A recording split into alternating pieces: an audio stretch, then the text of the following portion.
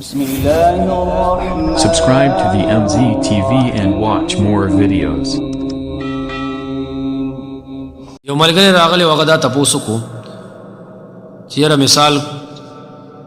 زما نیکه دی او هغه طبیعت نه ډېر زیات سخت دی کور کې وي داسې د چا مور طبیعت نه سخت دی چا پلار سخت دی چا مشر ورور سخت دی فیملی کې دا مسلې وي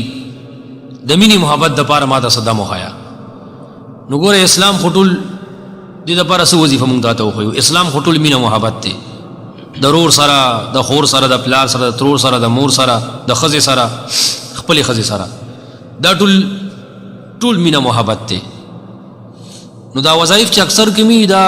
نه قرآن کې نه حدیث کې قرآن کې او حدیث کې بعضې وظایف شته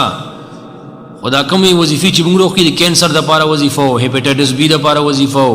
د فالج دپاره وظیفه دا په حدیث کې داسې نه چې دا وظیفه د فالج دپاره ده یا د دې دپاره ده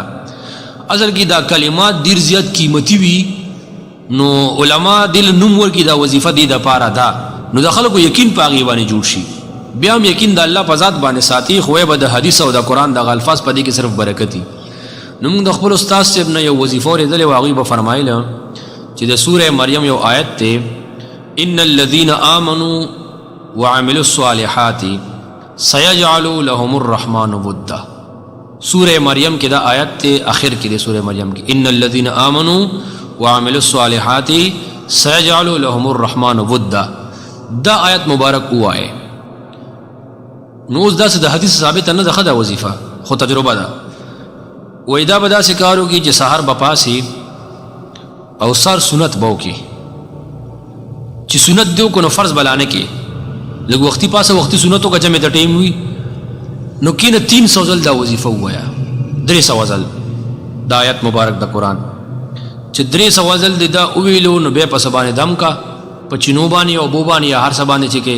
بس تا وظیفه ختمه شوه بیا ښه په کلار جمع سره لمونځ وکړه او دعا وکړه او څوک چې طبیعت نه سخت دی دا په هغه باندې وخوروه په چای کې او په اوبو کې هم داسې څنګه چې تا ته اسانه هغه باندې وخوروه انشاءالله دا هغه به تا سره د الله رضا دپاره محبت پیدا کړي په کور کې په خاندان کې به دې خیر او برکت راشي او دا وظیفه منلې شوې ده او دا څو کسانو اپناو کا په دې باندې ځکه د قرآن پاک آیت دی په دې باندې عمل شوی دی او کار پې شوی دی خو ګورې بیا درته وایم